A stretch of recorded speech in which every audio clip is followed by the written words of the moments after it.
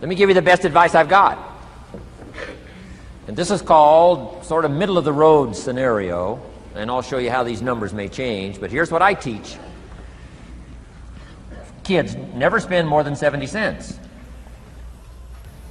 Okay, now you got to pick some number. When I met Mr. Schoaf, I was at about 110%. But remember this, if your outgo exceeds your income, your upkeep becomes your downfall. Good little scenario. So here's the number that I found works best in developing a good financial plan. Never spend more than 70 cents out of every dollar from now on. Now kids ask me what? What do you do with the other 30 cents? Here's my best advice. 10 cents, charity. 10% charity. Supporting worthy projects, helping people who cannot help themselves. Some churches teach tithes, peace, portion. Turning back part of what you take out. Excellent, excellent philosophy. That's what that 10% is. And nothing teaches children responsibility and character better than generosity. No school, no class, no teacher can teach character better than the simple act of generosity. 10 cents out of every dollar. Now you can pick your own number. I'm just giving you my best scenario. Now the time to start this is when the amounts are small. Easy to give a dime out of a dollar. I'm telling you, kids will give you 10 cents out of every dollar if it's part of their philosophy, if you sell them on it. And that's the time to start, when it's easy, 10 cents out of a dollar. A little harder to give 100,000 out of a million. Someone says, oh, if I had $1 million, I'd give 100,000. I'm not that sure. We better start you early when the amounts are small, so it'll all be set in when the big amounts start to come. Okay? So 10 cents for charity. The next 10 cents I call active capital. Capital meaning try to make a profit yourself. We live in a capitalistic society. Right? Everybody now wants to join capitalism. That's why the walls are coming down. Capital belongs in the hands of the people. That's where the genius is. So the genius is to try to show a profit. Buy and sell. Render service. Show a profit. Now here's what I teach kids. Profits are better than wages. Wages are okay, but wages help you make a living. Profits help you make a fortune. The key is to just understand philosophically a little simple economic scenario. And there's all kinds of ways to make a profit. I'm working on a new book. Here's what it's called. I think it's going to be called, Of Course Kids Should Pay Taxes. It's going to be an interesting book. In California, where I live, kids do pay taxes. If an 8-year-old walks into 7-Eleven, buys something that cost $1, the proprietor makes him cough up 7 more pennies. 8-year-old says, what's these 7 pennies? Proprietor says, that's taxes. Kid says, well, I'm only 8. Proprietor says, congratulations, you're my youngest taxpayer. So in California, kids do pay taxes. Now the question is, should they? Now the title of my book is, Of Course Kids Should Pay Taxes. You got it. Right? The disciple went and caught a fish, found the miracle coins, and paid his taxes and Jesus' taxes. So way back then, Jesus did pay taxes. Now the question is, should he? And the answer, my little book says, of course Jesus and kids should pay taxes. Of course. Of course. If an 8-year-old wants to ride his bicycle on the sidewalk instead of in the mud, you have to pay taxes. Things cost money. You've got to pay taxes. Aircraft carriers keep tyranny over there instead of over here. Aircraft carriers cost money. It's expensive to run this whole show. You can't use used missiles. I mean, it's expensive to run the whole deal. Of course, everybody has to pay. Now, active capital means try your best to show a profit. Now, there's many ways to show a profit, not just money. Touch something, leave it better than you found it. That's a profit. Some profits are intangible, some profits are tangible. Long before Earth Day, for all sophisticated people, it was very proper when you left your hotel room to turn out the lights. All educated people. Why? Leave a profit. It's so easy to flip the switch and leave a profit. Some says, well, the hotel gets the profit. What do you care? All you need to become is a person who leaves a profit. Wow. I talked to a man who runs a whole string of apartments. He said, guess what? Most people, when they rent an apartment, leave it, what? Trashed, worse than they found it. What kind of a reputation would that be? Whatever you touch turns to trash. Whatever you touch gets dirty.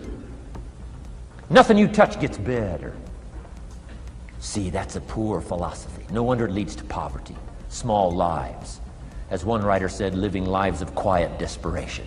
This is where it all begins. Failure to leave a profit when you can. Turn out the lights. Doesn't matter what it is. Become profit-minded. Profits are better than wages because profit has the potential to make a fortune. Wages has the potential to make a living.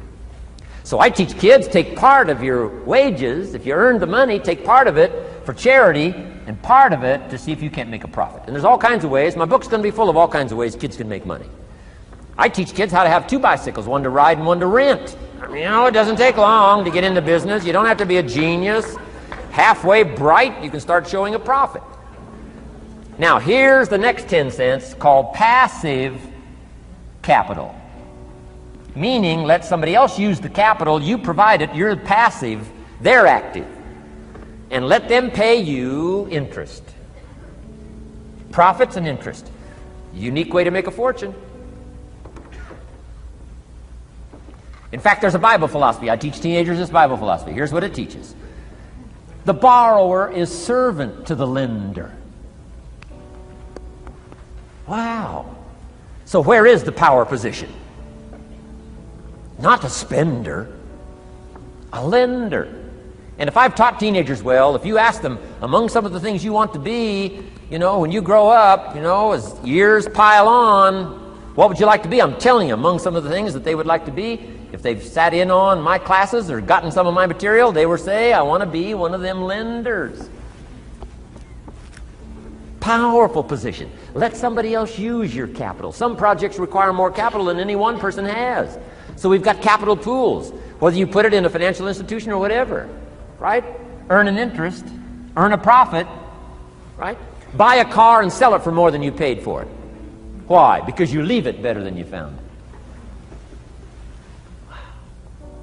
Touch something and leave a profit. Okay? It's not just wrapped up in money and economics. This helps to teach all other scenarios of life on profit and capital and expenditures, what to do with your time and what to do with your life, and as well as what to do with your money. Okay? Now this little scenario I call the ideal. Now here's what's important. To set up the ideal and work toward it. Because at first you may not be able to do these numbers. Some people are in such desperate situation currently, they got to go 97, 1, 1, and 1. I mean,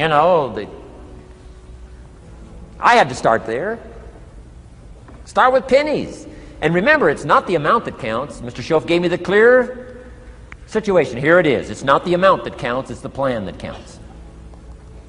When I met Mr. Schoaf, I'm 25 years old. I said to him, if I had more money, I'd have a better plan. He said, no, Mr. Rohn, if you had a better plan, you'd have more money. 6 years? 6 years? In America, 6 years? Come on, it's not the money, it's not the amount, it's the plan that counts. So set up an ideal plan like this. Now you can rearrange this and modify it to suit yourself. I'm just giving you here as an example. So set up the ideal and then start making progress toward it. Okay.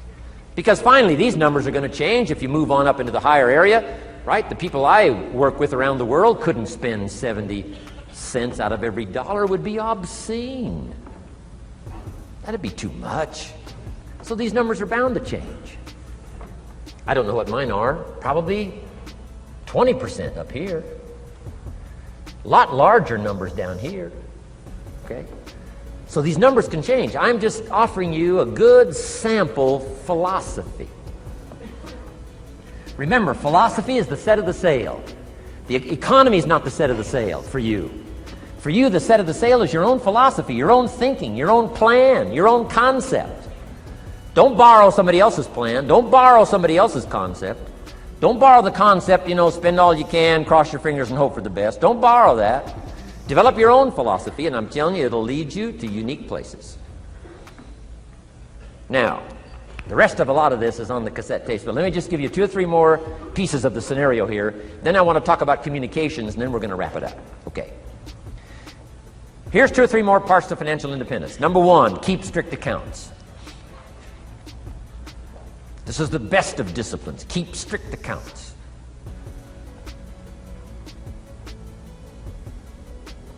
Did you ever hear this expression? I don't know where it all goes. Did you ever hear that? I don't know where it all goes. Oh, we'd love to have you run our company. You don't know where it all goes. Whoa.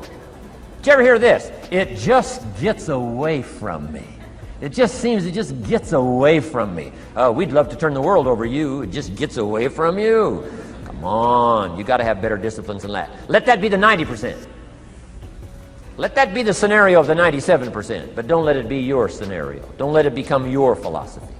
Keep strict accounts. Next, a new attitude. I had to develop a new attitude as well as new concepts. Here's what I used to say. I hate to pay my taxes. Shoaff said, well, that's one way to live. I thought, well, doesn't everybody hate to pay their taxes? He said, no, a few of us have gotten way past that. He says, once you understand what taxes are, here's what taxes are in our governmental system in our society. Taxes is how you care and feed the goose that lays the golden eggs. Democracy and liberty and freedom. Free enterprise. Wouldn't you want to feed the goose that lays the golden eggs? Somebody says, well, the goose eats too much. That's probably true. I understand that. Of course that's true. But see, better a fat goose than no goose. And here's the truth be known. We all eat too much. Let not one appetite accuse another. Of course the government needs to go on a diet. So do most of us. But hey, you still have to care and feed the goose that lays the golden eggs once you understand that that's what it's for. See, it is so important, the right attitude. Here's what I used to say. I hate to pay my bills. You open up the mails, nothing but these window envelopes, bills. I hate to pay my bills. Shoaff said, well, that's one way to live. I said, well, doesn't everybody hate to pay their bills? He said, no, some of us are way beyond that. I said, is it possible to love to pay your bills? He said, yes. Reduce your liabilities? Increase your assets? Wouldn't you love to do that? So start a whole new attitude here. Next time you pay $100 on an account, put a little note in there and say, with great delight, I send you this $100. I mean, they don't get many letters like that. Reduce my liabilities, increase my assets. My picture's changing. My picture's improving. I love to pay my bills. Keep the money in circulation. Pay my taxes. Feed the goose that lays the golden eggs. It's a matter of attitude. And here's the last on attitude. Everybody must pay. Of course, life is called opportunity, but life is called price. But we must all pay. We must all share.